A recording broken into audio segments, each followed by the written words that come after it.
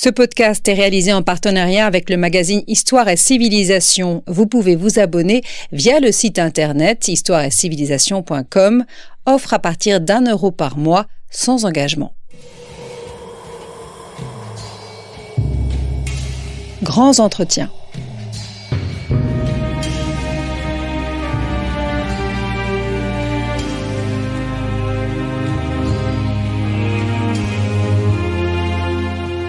On retrouve Étienne Gros.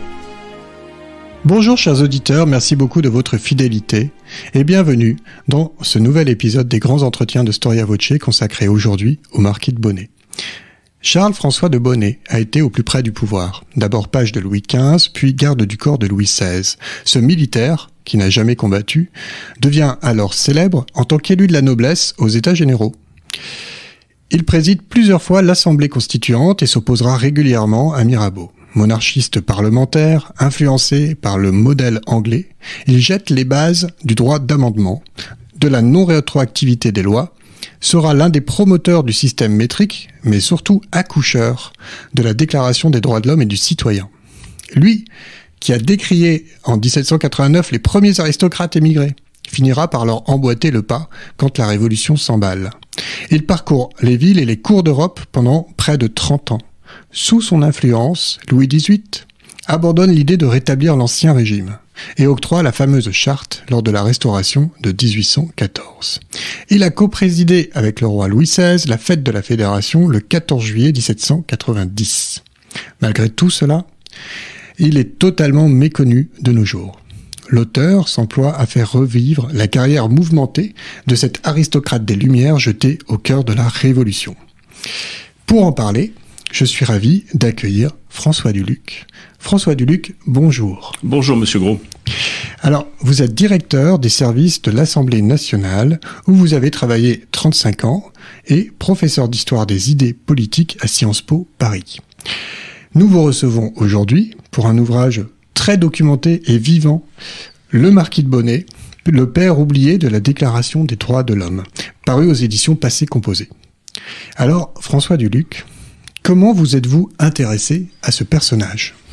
Je dois reconnaître que j'ai des raisons familiales de m'intéresser au marquis de Bonnet, dans la mesure où mon grand-père a hérité en 1922 du marquis de Bonnet.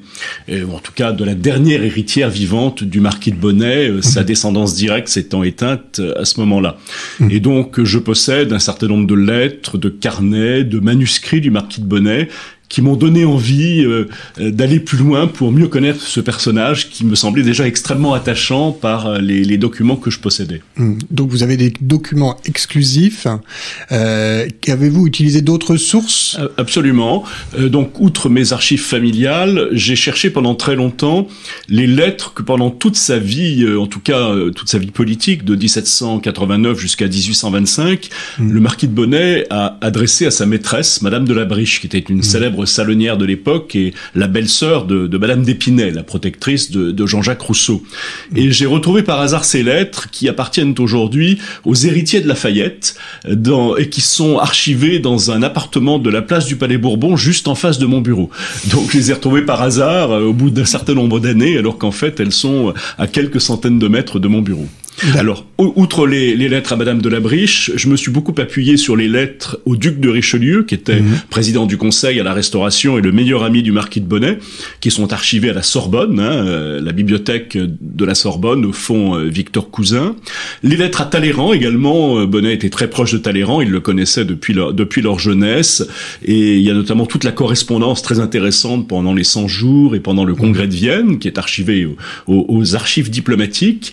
Et puis le dernier grand ami du marquis de Bonnet, c'était le prince de Ligne, et toute la correspondance entre le marquis de Bonnet et le prince de Ligne se trouve en République tchèque, dans le château de Děčín, qui était le château de la famille de Clary Aldringen, les petits-enfants du prince de Ligne. Donc ça m'a permis de parcourir un peu toute l'Europe pour retrouver la trace du marquis de Bonnet, car comme vous le savez, puisque vous avez lu mon livre, il a passé plusieurs décennies à voyager dans l'Europe entière. Oui.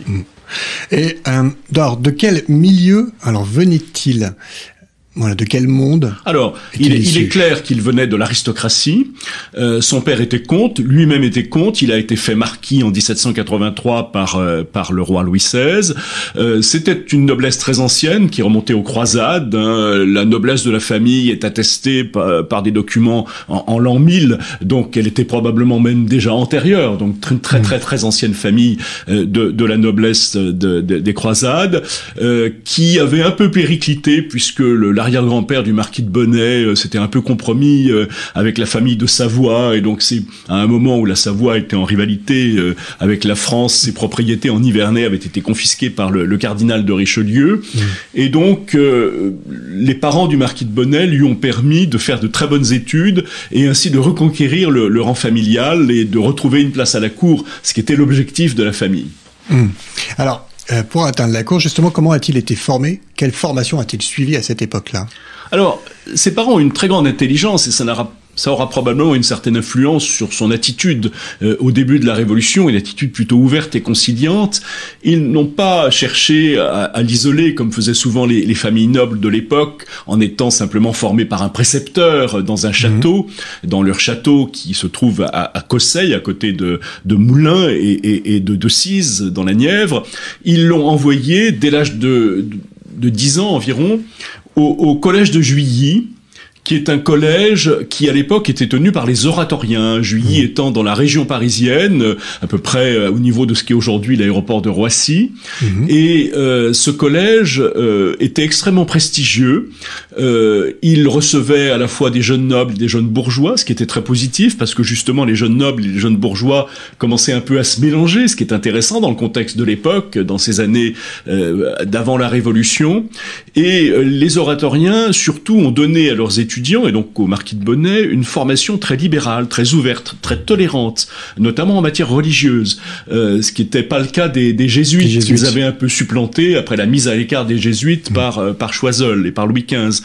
Et une éducation également très ouverte aux idées des Lumières, très ouverte aux sciences, très ouverte à de nouvelles disciplines. Les cours de philosophie, par exemple, étaient donnés en français, n'étaient pas donnés en latin, ce qui était le cas traditionnellement dans l'enseignement en France. Et le père Mandar, par exemple, qui était le professeur de philosophie du marquis de Bonnet, était un très grand ami de Jean-Jacques Rousseau, qui a relaté leurs échanges dans ses confessions. Et donc je crois que toute la formation qu'il a reçue chez les oratoriens a beaucoup contribué à son ouverture intellectuelle et également a fait son éducation politique, je crois, et explique son attitude très conciliante au moment de la Révolution. Rappelons-nous aussi que c'est au collège de Juilly qu'avait été formé Montesquieu, et ça n'est pas probablement sans effet sur l'attitude des élèves de Juilly en 1789. Et il devient en tout garde du corps alors de Louis XVI. Est-ce un militaire aguerri?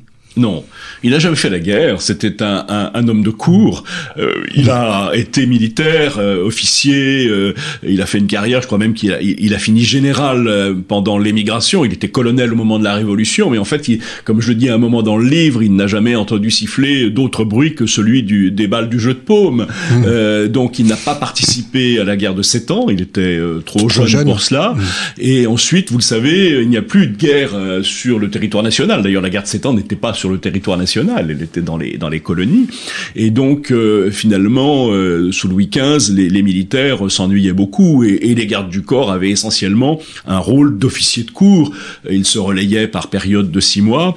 C'est intéressant de noter d'ailleurs que c'est le marquis de Bonnet en tant que garde du corps qui a dû procéder à la demande de Louis XVI à l'arrestation du cardinal de Rohan lors de la célèbre affaire du collier de la reine.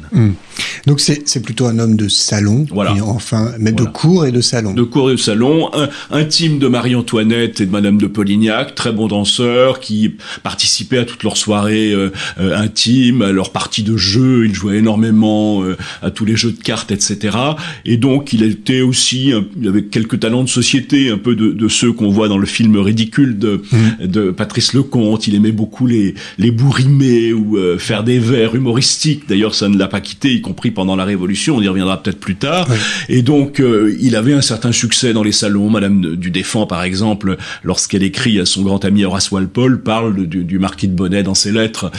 Et donc, voilà, c'était un homme charmant, apparemment, qui avait beaucoup de succès auprès des femmes, mais qui, effectivement, était un militaire d'opérette. Voilà.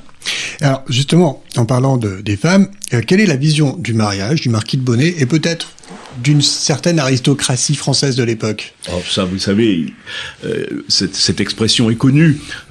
On est un bon mari quand on donne à sa femme 30 jours par an. Hein. Je ne sais pas si c'est Bonnet qui l'a dit ou si c'est une phrase qu'il a répétée. Mais en tout cas, ça en dit beaucoup sur la façon dont le mariage était conçu à cette époque. C'était évidemment des alliances d'intérêts entre familles. Ça permettait d'assurer la transmission des biens, de désigner des héritiers. Mais incontestablement, le marquis de Bonnet a toujours eu beaucoup de maîtresses tout au long de sa vie. N'a d'ailleurs pas toujours été très fidèle à ses maîtresses, et c'est la raison pour laquelle d'ailleurs beaucoup plus tard il s'entendait à merveille avec le prince de Ligne, qui était lui aussi un libertin comme lui. C'est que le prince de Ligne, un jour où sa femme lui a demandé s'il lui a été fidèle, lui a répondu « Oui madame, souvent ». Souvent. Voilà, magnifique compliment. Ces belles formules. Comment est-il devenu député des États généraux? Tout à fait par hasard. En fait, il y a eu pour les États généraux la réunion de la noblesse du Nivernais. Il habitait le Nivernais. Son château était, comme je le disais tout à l'heure, proche de Decize, dans la Nièvre.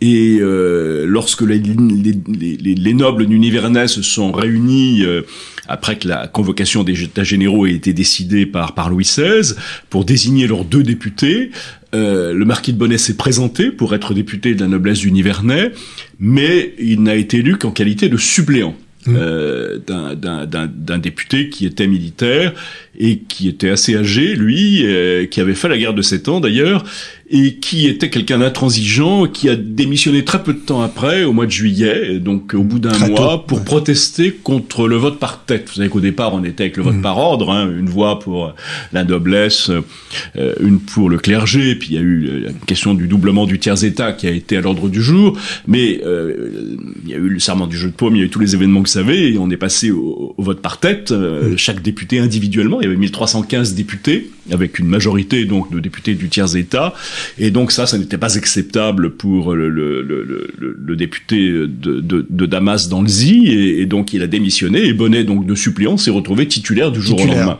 Un peu par hasard. Tout à fait par hasard. Et en quoi va-t-il devenir donc le père oublié de la Déclaration des droits de l'homme? Alors, je crois que son rôle dans la Déclaration des droits de l'homme, qui est vraiment le premier grand débat parlementaire de notre histoire, puisque c'est intervenu au mois d'août, donc 2 mois après l'installation des États généraux, ça va très vite. Alors le premier grand débat, c'est quand même la nuit du 4 août, la fin des privilèges, mais je dirais d'une part qu'il n'y a pas eu vraiment de débat, puisqu'il y a eu une certaine unanimité de façade, et qu'en plus c'est un texte qui est un texte très hypocrite, puisqu'on sait très bien qu'effectivement beaucoup de droits féodaux ont été abandonnés, mais que les paysans n'avaient pas les moyens de les racheter. Donc je dirais que c'est un texte qui était très symbolique, mais qui n'allait pas très loin. Non, le vrai premier grand débat parlementaire, c'est la Déclaration des droits de l'homme et du citoyen. Et donc le rôle du marquis de Bonnet est essentiel à 2 titres. D'une part, sur le principe même de l'adoption de cette déclaration, qui n'était pas évident. Il y avait de nombreuses propositions qui avaient été faites par des membres de l'Assemblée constituante. J'en ai compté 27. Il y en a peut-être eu davantage, mais il y en avait au moins 27 individuellement. Chaque membre essayait de proposer sa propre déclaration des droits de l'homme pour rester comme le père unique de la déclaration et laisser son nom dans l'histoire. Il y avait quelques très bons textes, notamment celui de Sieyès, qui est reconnu comme tel, et puis il y en avait qui n'avaient pas beaucoup d'intérêt. Mais personne n'arrivait à trouver une méthode pour essayer d'adopter la déclaration. Pour mettre tout le monde d'accord. Pour mettre tout le monde d'accord. Chacun défendait son texte. C'est la raison pour laquelle, à un moment, l'Assemblée constituante a demandé à Mirabeau d'essayer de faire un texte qui soit une synthèse de l'ensemble de ces 27 propositions. Et Mirabeau a été nommé à la tête de ce qu'on appelait le comité des 5, de 5 députés, donc, pour rédiger une synthèse de ces 27 propositions. Mais Mirabeau, qu'est-ce qu'il a fait? Il a fait du Mirabeau. C'est que, non, il n'a pas fait la synthèse qu'on attendait de lui entre les 27 propositions, il a fait sa propre déclaration, en espérant qu'il arriverait à l'imposer à l'Assemblée constituante. Mais ce n'est évidemment pas ce qui s'est passé. Sa proposition de synthèse, qui n'en était pas une, le projet du comité des 5, a été rejeté très sèchement par les députés et critiqué par l'ensemble des députés. Et donc, à ce moment-là, l'Assemblée était en panne et ne savait pas quoi faire pour adopter la déclaration, et s'apprêtait probablement à y renoncer ou à renvoyer l'adoption de la déclaration aux calendes grecques. Qu'a fait Bonnet? Il est monté à la tribune, il a dit « Nous avons promis une déclaration des droits de l'homme à la France », il faut avancer. Je propose la chose suivante, et il a donc fait ce qu'on appelle une proposition de résolution, de motion. Nous devons voter à bulletin secret entre l'ensemble des 27 textes qui ont été proposés par les membres de l'Assemblée, et avec le texte qui sera arrivé en tête, nous pourront discuter article par article et l'amender afin d'aboutir à la déclaration finale. Et c'est exactement ce qui s'est passé. Alors que dans le règlement de l'Assemblée constituante, il n'y avait aucune disposition particulière sur la façon dont on devait délibérer. Du travail parlementaire, Sur le travail parlementaire. Il a inventé le droit parlementaire moderne de façon tout à fait intuitive. Alors Mirabeau était furieux, parce que, évidemment, c'était un rejet de son propre texte. Il aurait voulu jouer le premier rôle. Et donc là aussi, quand Bonnet a proposé sa motion, il a essayé de la combattre, de la faire rejeter. Et comme la motion de Bonnet a été adoptée, évidemment, c'était très humiliant pour lui. Il a essayé de faire rejeter la motion de Bonnet avec cet argument absurde en disant qu'il fallait défendre le despotisme de la rédaction. Oui, alors c'est étonnant. D'ailleurs. Voilà, ce qui montre bien la limite de ses convictions démocratiques. Alors, il me semble que son frère, d'ailleurs, élu de la noblesse, est plutôt conservateur. Le frère de Mirabeau. Le frère de Mirabeau, qu'on appelait Mirabeau Tonneau, parce qu'il avait un fort embonpoint, et qu'il abusait de la boisson, était extrêmement à droite. Mirabeau, il souffrait de son statut de déclassé. Il avait été élu, comme vous le savez, par le tiers-état, parce qu'il était rejeté par la noblesse d'Aix-en-Provence, étant donné ses prisons et son passé sulfureux, mais il souffrait de son statut de déclassé, et au sein de l'Assemblée constituante, et il essayait d'avoir une revanche avec la déclaration. Et donc le marquis de Bonnet l'a mis à l'écart complètement, parce que quel est le texte qui est arrivé en tête lors du vote à bulletin secret? Ça n'est pas celui de Mirabeau, ça n'est pas celui de Sieyès, c'est le seul texte anonyme des 27, qu'on appelait le texte du 6e bureau, ce qui permettait de l'amender sans heurter la moindre susceptibilité. Voilà. Et donc c'est ce qui s'est passé, et après il y a eu le débat article par article, les amendements, et tout a été réglé en 3 jours. Alors le deuxième apport de Bonnet, il est aussi dans la discussion des articles et des amendements. Voilà, parce que sur les articles, il est l'auteur avec Duport et Target, qui l'ont aidé sur les aspects juridiques parce qu'ils étaient avocats, ce qui n'est pas le cas de Bonnet, des articles 7, 8 et 9 sur la non-rétroactivité des lois, la proportionnalité des délits et des peines et la présomption d'innocence, très importante à l'époque, puisqu'il avait en tête les fameuses lettres de cachet. Qui sont toujours aussi importantes puisqu'on en parle quasiment tous les soirs sur BFM ou sur CNews. Et puis, il est à l'origine, c'est lui qui a eu l'idée de l'article 10 sur la liberté d'opinion, y compris en matière religieuse. Quel fut son rôle pour l'adoption du système métrique? Alors, son rôle a été essentiel. Tout d'abord, pourquoi est-ce qu'il a proposé l'unification du système métrique? Non seulement du système métrique, mais des poids également, des poids et mesures. Tout simplement parce qu'il avait une vision du développement de l'économie en France. Il pensait que les échanges étaient entravés par le fait que d'un village à l'autre, d'une activité à l'autre, d'une profession à l'autre, les poids et mesures étaient différents, ce qui était ingérable, ce qui favorisait pas les échanges, et ce qui souvent pouvait susciter des vols ou des escroqueries. Et donc il fallait pour lui unifier les poids et mesures, non seulement en France d'ailleurs, mais aussi en Europe. Il avait en tête l'idée de marché commun européen plus d'un siècle et demi avant le traité de Rome de 1957. Trop d'avance. Voilà, très très visionnaire. Et donc il a fait une proposition à l'Assemblée constituante de décret qu'il a fait d'ailleurs en communion d'esprit avec Talleyrand. Ils ont beaucoup discuté de ça ensemble, et c'est Bonnet qui a rédigé le décret tout seul, mais je sais qu'ils en ont beaucoup parlé avec Talleyrand, qui était aussi tout à fait sur cette ligne. Et ce décret sur l'unification des poids et mesures a été adopté. Le principe en a été adopté par la Constituante, et ensuite Bonnet, l'Assemblée constituante à l'initiative de Bonnet, a chargé Condorcet et l'Assemblée et l'Académie des sciences de réfléchir à la mesure qu'il faudrait... quelle solution on va adopter. Quelle solution technique, scientifique il faudrait utiliser comme mesure universelle en quelque sorte. Et je dirais que tout cela a abouti ensuite, sous la Convention, à l'adoption définitive du système métrique. Ça fait partie du programme, je veux dire, libéral de l'époque, cette mesure, et elle est en germe d'ailleurs avant la Révolution. C'est une idée très physiocrate. Très physiocrate. Absolument. Voilà. Ouais. Tout à fait. Comment devient-il président, plusieurs fois, de la Constituante, et en quoi, d'ailleurs, lui, qui est un homme de droite, en quoi est-ce original? Voilà. Alors oui, c'est original, et ça prouve l'aura dont il disposait à l'Assemblée constituante, le prestige qui était le sien, d'ailleurs, qui a été reconnu par Mirabeau, qui dans son journal Le Courrier de Provence a dit que Bonnet avait été le meilleur président de l'Assemblée constituante. Son autorité naturelle, son habitude de manier le règlement, ou ou d'ailleurs de suppléer au règlement par des initiatives lorsque le règlement était silencieux, ce qui était le cas très souvent. Voilà, trouver des compromis, était reconnu par tous, y compris, je le dis, donc par Mirabeau ou par Robespierre. Et c'est la raison pour laquelle il a été élu 3 fois président de l'Assemblée nationale, alors qu'il venait de la droite, mais enfin il était ce qu'on appelait un impartial ou un monarchien, donc c'était plutôt un homme du centre droit, partisan, comme vous l'avez dit dans votre présentation, de la monarchie constitutionnelle et parlementaire. Et il a été élu les 3 fois par une majorité très large qui allait de la gauche patriote, ce qu'on appellerait le centre-gauche ou les sociodémocrates aujourd'hui en termes modernes, jusqu'à la droite monarchique. Ce qui prouve qu'il était capable de rassembler très largement à l'Assemblée nationale. Et à partir de janvier 90, il est le seul président de l'Assemblée nationale issu de la droite à avoir été élu président, alors que tous les autres présidents étaient issus de la gauche. Comment devient-il coprésident de la fête de la fédération dont on a parlé? Voilà, qu'est-ce qui fait que justement il va prendre ce poste? Et question complémentaire, combien de temps est-on élu président de la Constituante? C'est une très bonne question parce que ça peut paraître surprenant. Les présidents de l'Assemblée Constituante étaient soumis à réélection tous les 15 jours. Pourquoi? C'est terrible. Pourquoi? Mais ça se comprend parfaitement quand on connaît un peu la présidence de l'Assemblée, ce qui est mon cas. À l'époque, en 1789, 90, 91, vous n'aviez pas de vice-président de l'Assemblée constituante. Il n'y avait que le président tout seul pour présider. Aujourd'hui, le président de l'Assemblée nationale a à sa disposition 6 vice-présidents. Et en fait, le président Ferrand préside très peu les séances de l'Assemblée nationale, à part les questions au gouvernement ou quelques grands débats. C'est toujours un vice-président qui préside. À l'époque, il était tout seul, le président, sans vice-président.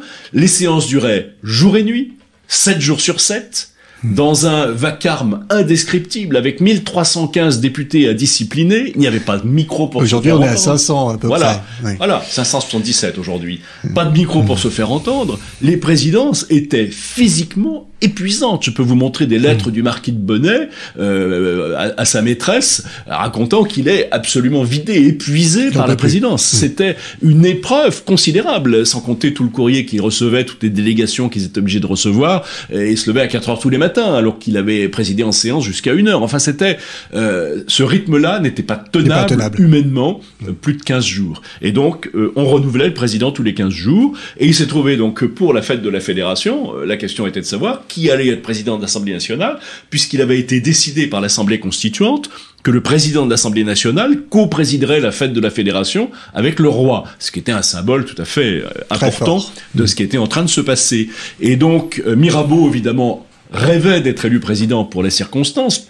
Il aurait permis un petit peu de plastronner devant les 400 000 Français qui ont été réunis à cette occasion au Champ de Mars à Paris. 400 000 Français pour 25 millions d'habitants à l'époque. C'est comme si aujourd'hui on réunissait dans une fête politique plus d'1 million de personnes. Hein. Et donc Mirabeau a été battu et le marquis de Bonnet a été très largement élu par cette large coalition, donc de la droite à la gauche, avec d'ailleurs aussi le soutien du roi, de Marie-Antoinette et de Lafayette, qui était un peu le maître d'œuvre de la fête. Mais la situation était cocasse pour lui. Se retrouver assis sur un trône à côté du roi Louis XVI, alors que quelques mois plus tôt, il était le garde du corps du roi. Complètement. Et que pour la première fois dans l'histoire de France, la reine était reléguée à l'arrière. Marie-Antoinette était à l'arrière avec ses 2 enfants, et Bonnet avait préséance sur la reine. Et donc, ça prouve qu'il était en train de se passer quelque chose. Et je pense qu'à cause de cela, le roi et la reine préféraient que ce soit Bonnet, qu'ils connaissaient bien depuis longtemps, en qui ils avaient confiance, qui joue ce rôle, plutôt que Mirabeau. Voilà. ou quelqu'un de la gauche. Absolument. Voilà. Ouais, évidemment. Vous êtes bien à l'écoute de Storia Voce. Je reçois François Duluc, directeur des services de l'Assemblée nationale, professeur d'histoire des idées politiques à Sciences Po. Ce podcast vous est offert par notre rédaction avec le soutien de l'association Storia Voce. Vous pouvez continuer à soutenir l'association via la page d'accueil de son site. Le marquis de Bonnet est-il proche de Louis XVI? Comment le juge-t-il? Et dernière question en lien avec Louis XVI, est-il complice de la fuite de Varennes? Alors, c'est 2 questions difficiles. Proche de Louis XVI, oui, il le connaît bien. Il a assisté à son couronnement, c'est d'ailleurs le jour où il a rencontré Talleyrand. Il a été le garde du corps du roi, comme je vous le disais, et donc il a été à la cour de Versailles depuis l'âge de 15 ans, puisqu'à même avant il a été page de Louis XV et ensuite page de Louis XVI. Donc je dirais que de 1768 1775 non pas 1765, mais à l'époque c'était avec Louis XV, mais en tout cas 1774 quand Louis XVI est devenu roi, jusqu'à 1791, jusqu'à son émigration, il a été très proche de Louis XVI. Il était un peu ce qu'on appelait pendant la Révolution et l'Assemblée constituante son visiteur du soir. Il allait régulièrement le voir le soir et voir Marie-Antoinette pour, sous prétexte de leur faire ratifier, vous savez, sanctionner les fameux décrets adoptés par l'Assemblée constituante, leur donner un certain nombre de conseils. Maintenant, dans ses lettres, il est très critique à l'égard de Louis XVI. Alors, il rejette beaucoup la responsabilité sur Louis XV. Il dit que Louis XV ne lui a pas donné une bonne éducation, ne l'a pas formé aux affaires de l'État. Il parle beaucoup du caractère de Louis XVI, qui était bon parce qu'il a refusé de faire tirer sur la foule, notamment le 6 octobre 1789. Il n'était pas prévu qu'il devienne roi de France, d'ailleurs. Voilà, absolument, puisque son père est mort, c'était son père qui devait régner, c'est peut-être pour ça que son éducation a été négligée par Louis XV. Donc, je crois que Louis XVI, il considérait que c'était un homme bon, qui avait beaucoup de vertus privées, si je puis dire, mais qui n'était pas fait pour régner, qui n'avait pas le sens de l'État, et il critiquait le fait que Louis XVI n'accepte pas, par exemple, de signer la Déclaration des droits. C'est que la Déclaration des droits, il ne l'a signée contraint et forcé en octobre 89, alors qu'elle a été adoptée en août, et il ne l'a signée que contraint et forcé en octobre 89 à cause de l'invasion de Versailles par des femmes parisiennes, qui ont fait pression sur le roi. Donc, si vous voulez, il l'a beaucoup critiqué, il considérait qu'il n'était pas à la hauteur, il était incontestablement, comme l'a dit l'historien Jean-François Chiappe, plus provincialiste, c'est-à-dire qu'il était en fait proche du comte de Provence, du futur Louis XVIII, qu'il considérait comme beaucoup plus intelligent que son frère et comme ayant beaucoup plus de sens politique. Sens politique. Voilà. Alors, sur Varennes. Sur Varennes, je ne réponds pas de façon catégorique dans mon livre sur ce point. Les investigations menées par l'Assemblée constituante, et d'ailleurs celles qui ont été menées aussi pendant le procès de Louis XVI quelques mois plus tard, et Bonnet était parti en émigration, le mettent en cause. Et il est clair que son comportement a été bizarre. Il n'a pas été informé du départ du roi et de la famille royale avant leur départ, parce que sans cela, effectivement, il les aurait probablement accompagnés. Mais dès qu'il en a eu connaissance, il a immédiatement demandé à 2 de ses valets, l'un d'aller chercher de l'argent à Paris, et ses affaires à Paris, et l'autre d'aller chercher un cheval de chasse dans les écuries de Versailles. Bonnet était un excellent cavalier, il était colonel de cavalerie, capable de faire de très longues distances sans se reposer. Et donc son idée était probablement de prendre la même route que la famille royale et de rattraper la berline royale à cheval sur la route de l'Est. Et alors, qu'est-ce qu'il décide finalement à émigrer ? Eh ben, c'est justement les conséquences de la fuite de Varennes, ce que j'appelle l'aller-retour pour Varennes de la famille royale. Ça va le griller politiquement. Qui va le griller politiquement vis-à-vis de ses soutiens très consensuels dont je parlais tout à l'heure, y compris à gauche. Et là, il se retrouve au contraire mis en accusation. En plus, à la suite de cela, le roi est un peu prisonnier aux Tuileries et ses pouvoirs politiques sont fortement réduits. Et donc ça, c'est une situation qui effectivement déplaît beaucoup à Bonnet. Il a compris que il n'y a plus d'avenir pour lui en restant en France. Il critiquait les émigrés, ceux qui ont émigré comme son ami Mounier, qui a émigré depuis octobre 89, en disant qu'il était vraiment un couard d'immigrer aussi tôt. Mais il a attendu quand même la fin de l'Assemblée constituante en septembre 91, et en septembre 91, il est parti. Il a eu l'intelligence de partir par la route du Nord, ce qu'a fait d'ailleurs Louis XVIII. Vous savez que Louis XVIII, on le sait pas toujours, mais est parti le même jour que son frère, que Louis XVI. Oui, mais c'est pas fait attraper. Mais c'est pas fait attraper parce qu'il a pris la route du Nord. Il est parti par la Belgique, alors que Louis XVI et Marie-Antoinette et la famille royale ont pris l'erreur de prendre la route de l'Est pour aller vers Montmédy, retrouver l'armée française. Mais c'est une route beaucoup plus longue et plus périlleuse, et la preuve, c'est qu'ils ont été reconnus en chemin. Alors que la route du Nord vers la Belgique est beaucoup plus courte, et les frontières sont beaucoup plus faciles à passer. Et Bonnet est passé sans encombre, comme Louis XVIII et Davaret étaient passés sans encombre au mois de juin. Est-ce qu'il est bien accueilli quand il arrive en émigration parmi les immigrés? Voilà, comment ça se passe pour lui? Alors, il est très mal accueilli. Déjà, il fait étape à Bruxelles. Son étape à Bruxelles est assez pénible parce que personne ne veut l'héberger, et donc il est obligé de passer la nuit sur un banc dans le marché aux poulets de Bruxelles. Ça doit le changer un peu. Voilà, exactement. Et puis finalement, il va au théâtre de la Monnaie le lendemain soir. Il rencontre le comte de la Marque, duc d'Arenberg, exécuteur testamentaire d'ailleurs de Mirabeau, qui le connaît bien et qui l'héberge. Et puis ensuite, il prend le chemin de Coblence. Et à Coblence, effectivement, les émigrés le battent froid, dans la mesure où D'ailleurs, ce qu'on lui reproche, c'est pas tellement son rôle dans la Déclaration des droits de l'homme, qui à l'époque n'est pas encore tellement connu, parce que il y a un vrai problème, je dirais, de compte rendu des débats de l'Assemblée constituante à l'époque, qui fait que, et de publicité de ces débats, qui fait que le rôle individuel de chaque député n'est pas vraiment connu. Et puis on peut dire que les textes en province, en France, n'ont pas nécessairement compris dans la bonne langue, par ailleurs, parce qu'il y a encore l'usage de plein de dialectes. Enfin, c'est compliqué. Mais au-delà de ça, je dirais qu'il n'y a pas de compte rendu officiel des débats à l'Assemblée constituante, comme c'est le cas à l'Assemblée nationale maintenant. Les comptes rendus sont faits par les journalistes. L'acoustique de la salle était très mauvaise, les journalistes étaient très loin de la tribune des orateurs, et donc dans les comptes rendus de l'époque, il y a énormément de manques, de trous, et même d'erreurs sur les noms. Il y a beaucoup de journalistes, par exemple, qui se copiaient les uns les autres. Donc s'il y en a un qui fait une erreur, souvent on retrouve dans tous les comptes rendus, et qui ont nommé le marquis de Bonnet le marquis de Paulette, parce qu'ils ont mal entendu son nom. Donc du coup, il était très difficile d'identifier le rôle de chacun dans l'adoption de la déclaration. Évidemment, ça a été rectifié par les historiens plus tard. Alors, qu'est-ce qu'on lui reproche? Donc, ce qu'on lui reprochait, c'était pas la déclaration, c'était la fête de la Fédération. Le fait que le marquis de Bonnet ait co-présidé la fête de la Fédération avec son maître, en quelque sorte, sur un pied d'égalité avec son maître, le roi Louis XVI. Et ça, les émigrés ne l'acceptaient pas. Et pour passer une espèce de rite initiatique, d'épreuve, de passage pour se faire adopter par les émigrés à Coblence, le marquis de Bonnet a dû assurer 2 missions que le comte de Provence et le comte d'Artois, le futur Louis XVIII et le futur Charles X, lui ont confiées, qui consistaient à revenir à Paris sous un nom d'emprunt, en se faisant passer pour un architecte suisse avec un faux passeport, pour porter des messages oraux, délivrer des messages oraux à Louis XVI et à Marie-Antoinette aux Tuileries. Ce qui était très risqué, parce que Bonnet donc était immigré, il était recherché. S'il était attrapé, c'était évidemment la peine de mort. Et donc, il a fait preuve de beaucoup de courage physique. Il est revenu 2 fois, en décembre 1791 et en mars 1792. Voilà. Et il a fait preuve de beaucoup de courage physique. Il a délivré ses messages à Louis XVI et à Marie-Antoinette. Messages d'ailleurs dont on ne connaît pas complètement le contenu, parce que forcément, il n'en parle pas dans ses lettres pour ne pas mettre en péril la sécurité de ses destinataires. On pense qu'il essayait d'expliquer au roi et à la reine les relations que pouvaient avoir les princes avec les armées étrangères, les préparatifs de guerre, etc. Et alors, comment devient-il un proche collaborateur de Louis XVIII au cours de l'exil? Voilà, comment il se rapproche de lui, quelles sont ses missions? Voilà. Alors, ça s'est fait en plusieurs étapes. Donc, effectivement, les 2 missions qui lui ont été confiées à Paris étaient très réussies et donc ont prouvé son courage et son habileté.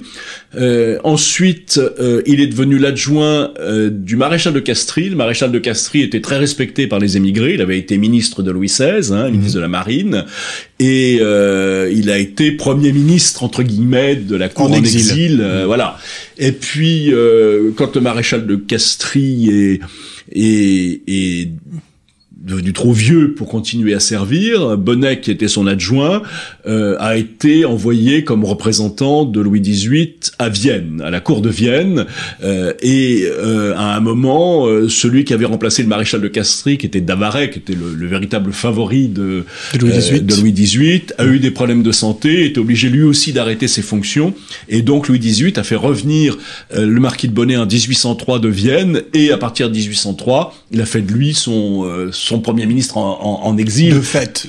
Son premier ministre de fait, l'homme qui dirigeait effectivement les activités de l'émigration, de la cour émigrée, sur l'ensemble des sujets. Et donc, toutes leurs notes de travail ont été données par mon grand-père aux archives nationales.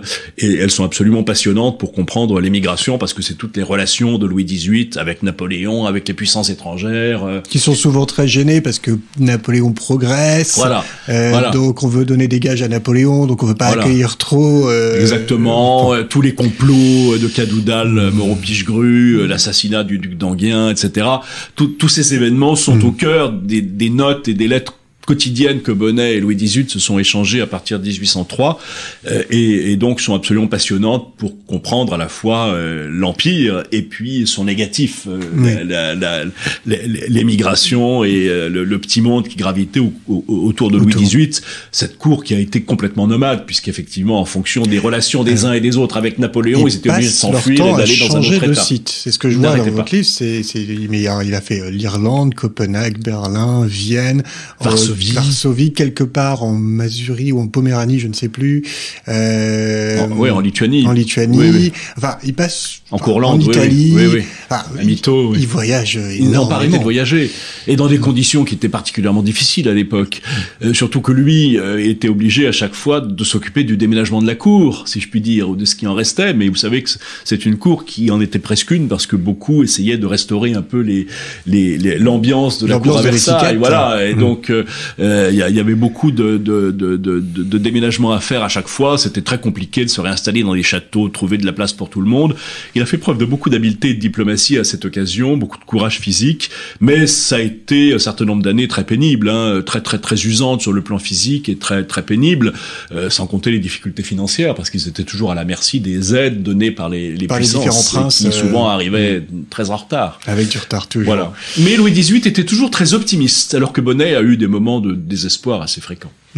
Alors ils deviennent assez proches. Oui, très proches, très amis.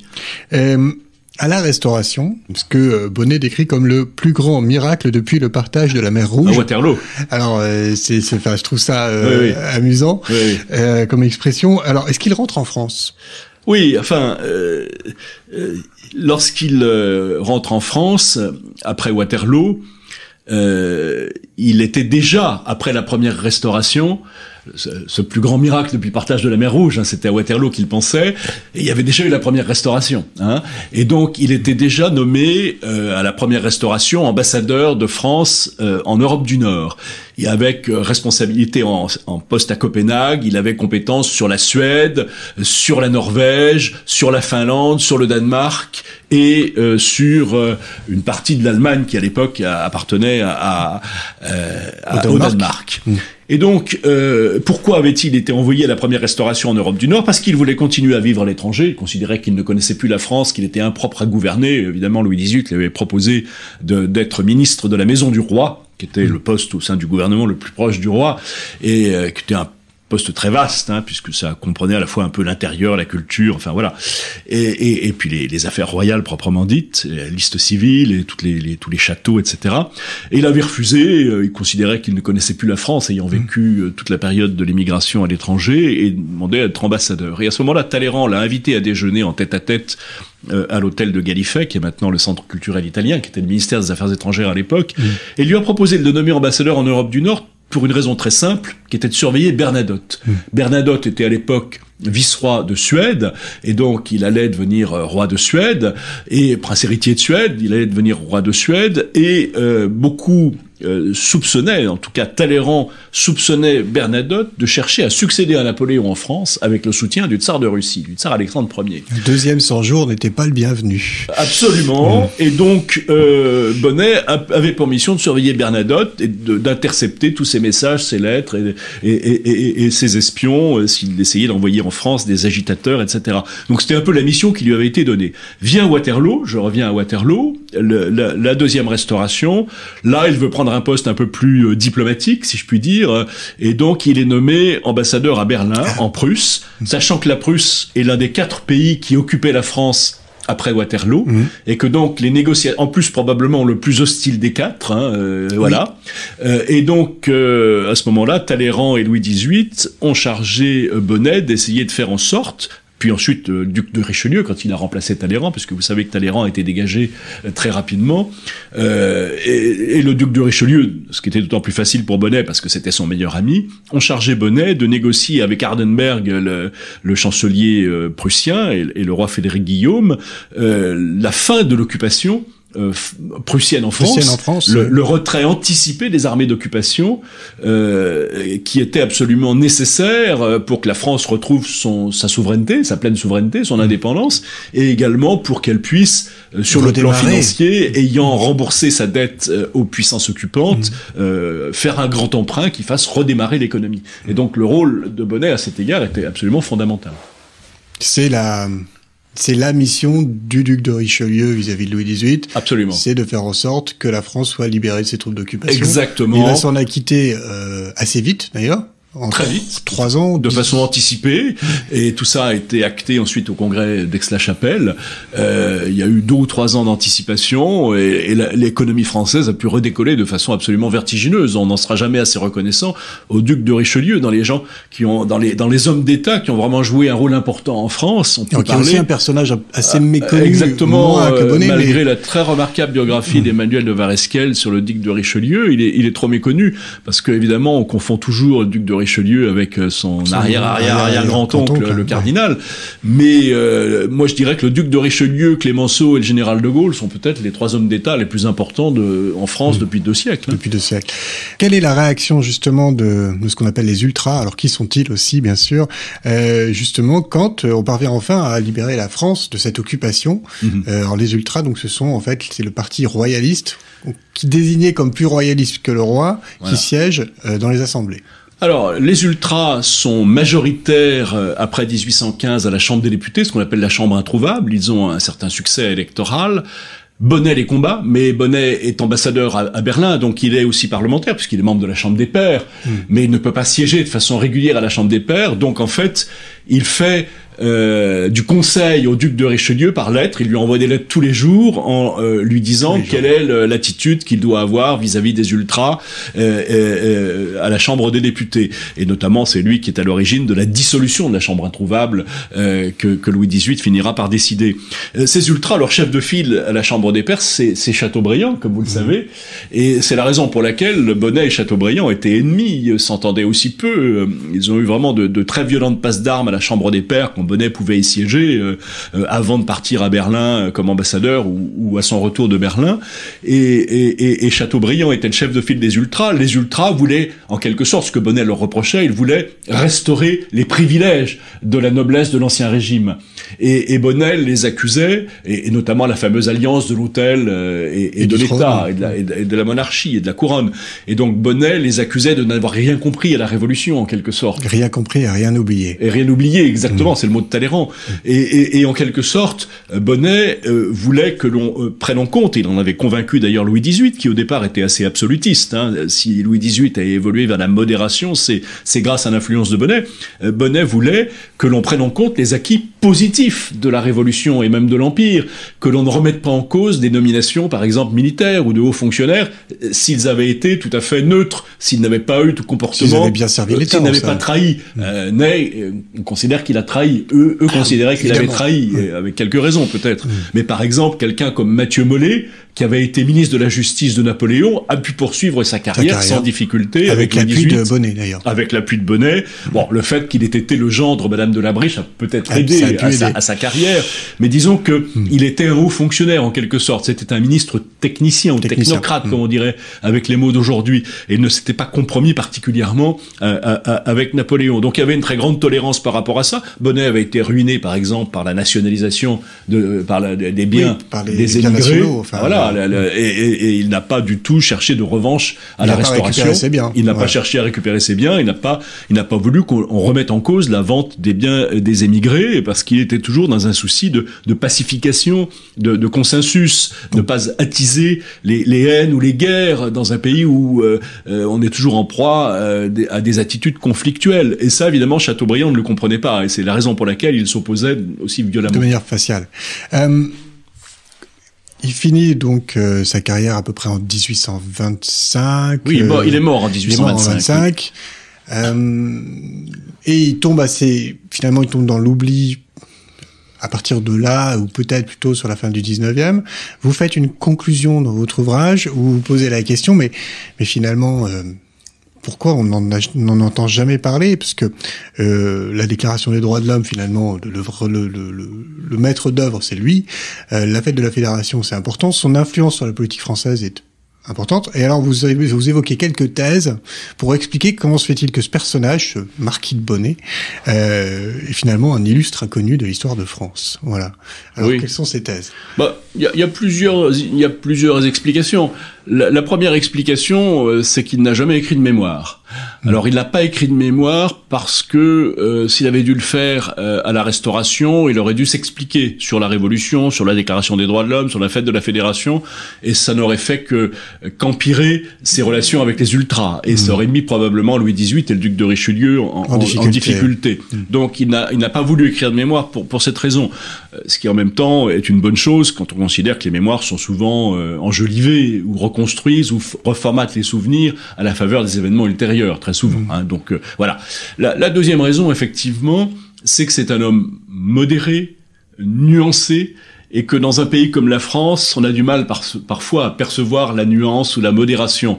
On aime les affrontements, on aime les opinions très tranchées. On préfère Robespierre ou Danton. Absolument, voilà. Même Mirabeau. Voilà, et donc il pâtit en quelque sorte du fait qu'il soit à la fois un aristocrate et un démocrate, qu'il considère qu'il ne faille pas remettre en cause l'héritage de plusieurs siècles d'histoire de France, mais qu'en même temps, il faille faire évoluer un certain nombre de choses, parce que il était tout à fait opposé à l'absolutisme, tout à fait opposé aux lettres de cachet, tout à fait opposé il est constitutionnaliste. Au pouvoir absolu du roi.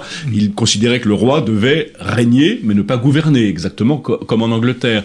Donc, il avait des idées très nuancées qui, quelque part, n'ont jamais été très populaires en France, si vous voulez. Oui, c'est vrai. Et je pense que l'histoire de France, pendant très longtemps, et notamment l'histoire de la Révolution, a été un enjeu républicain. Notamment après les débuts difficiles de la Troisième République. L'adoption de l'amendement Vallon par une voix de majorité en 1875. La République n'a dû sa recréation en 1875 qu'à une voix de majorité. Et donc, à partir de 1880, on l'a bien vu d'ailleurs avec le vote de la loi sur le 14 juillet, qui finalement était un vote de compromis.